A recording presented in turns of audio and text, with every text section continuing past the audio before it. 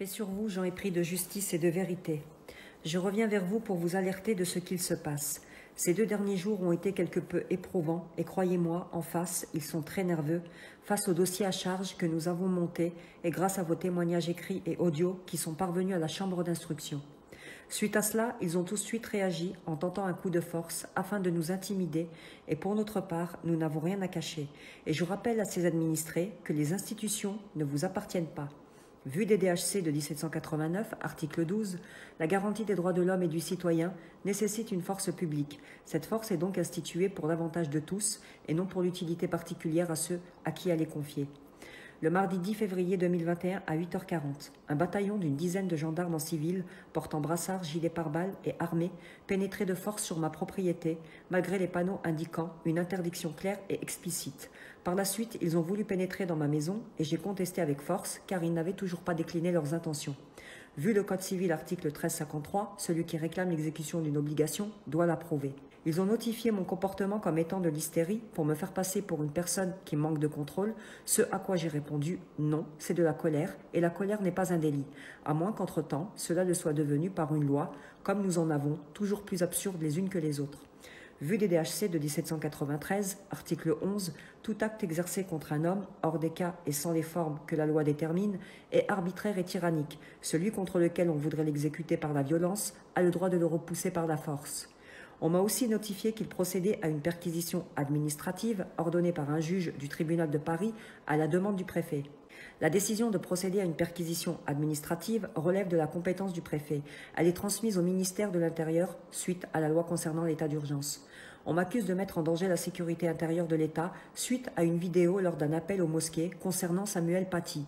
C'est de la diversion. Nous savons très bien que c'est pas pour cela qu'ils sont revenus et que je suis dans mon plein droit. Je n'ai commis aucun crime, aucun trouble à l'ordre public. Concernant ce dont on m'accuse, l'affaire Paty, DDHC de 1789, article 15, la société a le droit de demander compte à tout agent public de son administration. Par contre, le travail qui a été fait ces dernières semaines semble déranger au plus haut point. En effet, comme nous l'avons expliqué, par courrier à la juge d'instruction, éprouvé par constat d'huissier, Ahmed, lui, est menacé de mort, d'égorgement et de décapitation par des membres de la Ligue de défense juive et du Bétard. Cela même qui cause beaucoup de tort aux gens et sème le trouble à l'ordre public en harcelant, menaçant tout le monde sur les réseaux sociaux et sur le territoire français.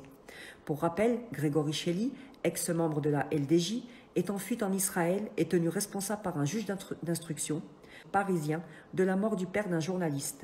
Tout cela est dans le dossier de Ahmed avec les preuves et nous avons aussi la confession d'un ex-harceleur, Jamel, qui témoigne avec sa vraie identité des faits et affirme par audio qu'il a été approché pour s'en prendre à Ahmed contre une somme d'argent allant de 4 000 à 5 000 euros.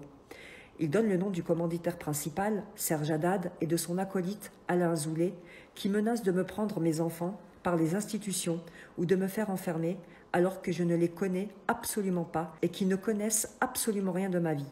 J'ai les screens de leurs messages abjects.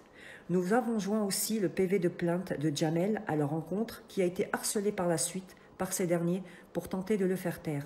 Pour en revenir à la perquisition, les gendarmes ont procédé à une fouille complète de ma propriété et de la maison, puis ont fait une copie complète de la tablette que j'utilise. Ma fille de 14 ans dormait à l'étage lorsqu'ils ont investi les lieux. Ils ont tout de suite fait poster devant sa chambre un gendarme en tenue et armé, d'une forte corpulence, très impressionnant. La raison étant qu'elle pouvait être un danger pour eux. Voilà ce à quoi ils m'ont répondu lorsque je leur ai demandé pourquoi ils faisaient cela. Elle a été très éprouvée, elle ne comprenait pas du tout ce qu'il se passait et cela m'a mise très en colère devant ce manque de considération. Son père est intervenu à ma demande et l'a récupéré le temps de l'intervention. Il voulait même lui prendre son portable et son PC MacBook. Son père et moi leur avons formellement interdit de toucher à ses affaires. Lors de la première perquisition concernant Ahmed, ils avaient déjà pris 2 PC portables et 2 tablettes qu'ils ont exploitées depuis et toujours rien trouvé. J'ai fait une demande pour les récupérer et j'attends toujours. Ils ont tenté en m'intimidant de me prendre mon portable, j'ai refusé et je l'ai gardé sur moi. Le colonel a osé me demander à plusieurs reprises pourquoi je ne voulais pas lui donner mon portable. Eh bien peut-être parce que c'est ma propriété et que, comme tout le monde, il m'est nécessaire pour communiquer avec mes proches. Ils ont pris aussi, sans mon autorisation, 2 disques durs contenant des photos et vidéos de famille sur une période de 10 ans et des dossiers divers professionnels rangés dans ma bibliothèque. Vu des DHC de 1793, article 8, la sûreté consiste dans la protection accordée par la société à chacun de ses membres pour la conservation de sa personne, de ses droits et de ses propriétés. Sachez que la loi sur l'état d'urgence, qui leur permet de faire cela, est contestée dans le texte lui-même par les législateurs qui ont ajouté en note que c'est anticonstitutionnel. Je leur ai cité mes droits à plusieurs reprises qu'ils ont ignorés. Ils m'ont même dit de me taire et que je n'y connaissais rien. Dans leurs multiples tentatives de m'intimider, j'ai fini par leur dire que celui que je devais craindre, c'est Dieu et pas Macron, que je n'obéis à aucune loi qui contrevient à mes droits naturels, sacrés et inaliénables, et que mes principes moraux ne leur permettent pas de m'accuser d'être un danger pour qui que ce soit, car la loi est venue par Moïse et la morale et la vérité que nous mettons en pratique par Jésus. Et on m'a rétorqué que mes propos étaient très graves. Ainsi soit-il. Sourate 22, la quête, verset 74.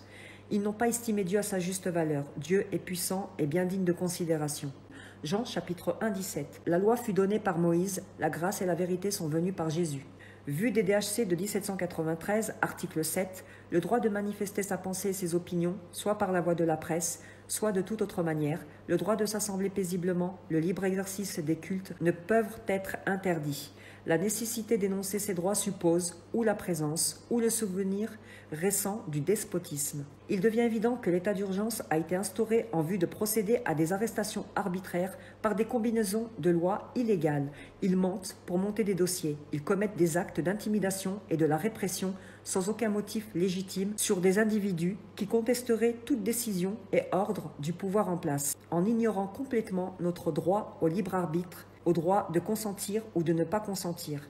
Vu des DHC de 1793, article 9, la loi doit protéger la liberté publique et individuelle contre l'oppression de ceux qui gouvernent. Article 23, la garantie consiste dans l'action de tous pour assurer à chacun la jouissance et la conservation de ses droits. Cette garantie repose sur la souveraineté nationale. Nous sommes tous souverains. Ils ne peuvent rien nous imposer, rien qui puisse contrevenir à nos droits fondamentaux.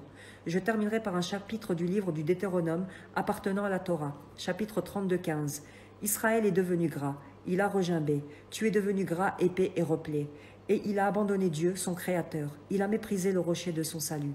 C'est une nation qui a perdu le bon sens. Il n'y a point en eux d'intelligence, car leur rocher n'est pas comme notre rocher. À moi la vengeance et la rétribution, quand leur pied chancellera, car le jour de leur malheur est proche, et ce qui les attend ne tardera pas.